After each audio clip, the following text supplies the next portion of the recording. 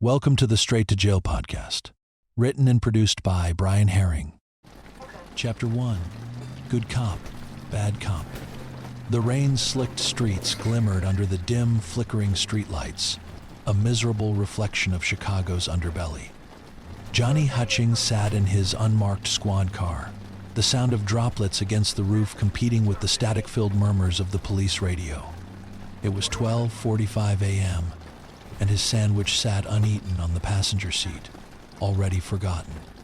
From the corner of his eye, Johnny spotted movement in a narrow alley, an old man being cornered by a mugger. He sighed heavily, pulling on his coat. So much for enjoying my lunch. He muttered. Quietly, he stepped out of the car, the rain soaking into his boots as he approached. Johnny Hutchings wasn't a hero.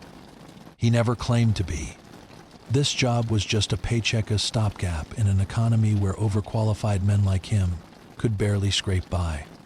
The Chicago PD Anti-Narcotics Task Force didn't demand much more than a strong stomach and a willingness to look the other way. Johnny excelled at both. He crept closer, the mugger still oblivious to his presence. The man had a gun. Johnny's hand hovered over his own holster, but he hesitated. What difference did it make if one criminal stole from another? They were all parasites, feeding on a system that fed on them in return. Was he any better? He wore a badge, sure, but it didn't mean he wasn't just another cog in the machine. The mugger fired.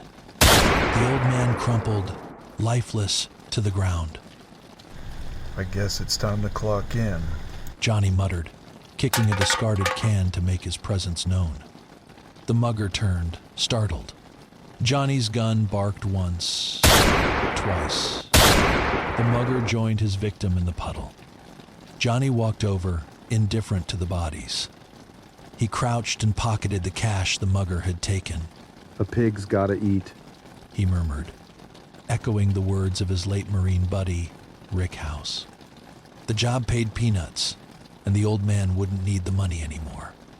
By the time backup arrived, Johnny had already called it in and assumed the pose of a weary officer securing the scene. His colleague pulled him aside, lowering his voice. We've got a new partner, Hutchings, some guy named Kyle, an undercover agent. He's here to sniff out bad apples, so keep your head down. My name doesn't come up. You hear me? Johnny's jaw tightened. What's that supposed to mean? It means you're on thin ice. The officer said, walking away. Back at the station, Johnny barely had time to grab a cup of coffee before being summoned to the commissioner's office. On his way, he stopped by his desk, slipping a survival knife and extra ammo into his coat. The commissioner's face was grim when Johnny entered. "We're waiting for someone," the commissioner said. Johnny rolled his eyes behind his sunglasses, leaning against the doorframe.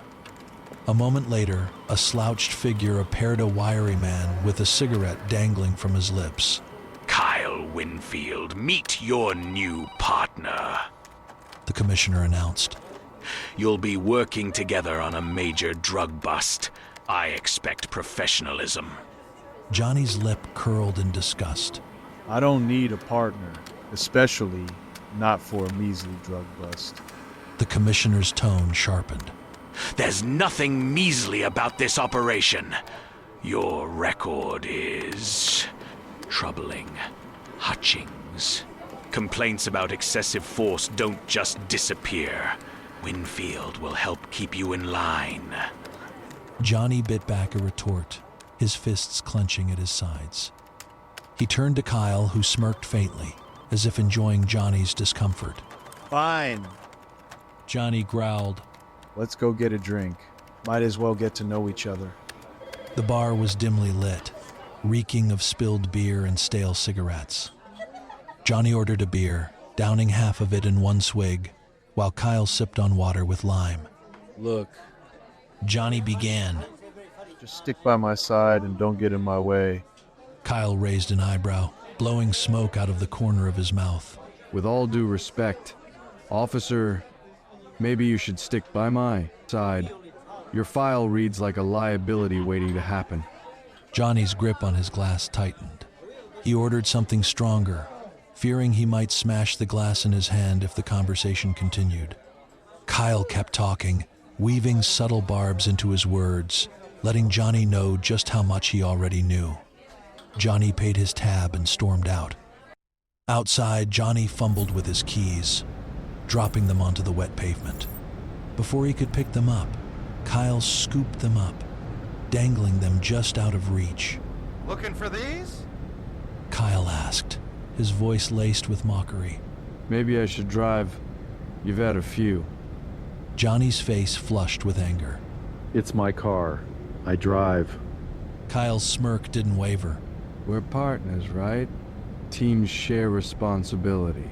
Or do I need to call this in? Johnny stared at him, seething.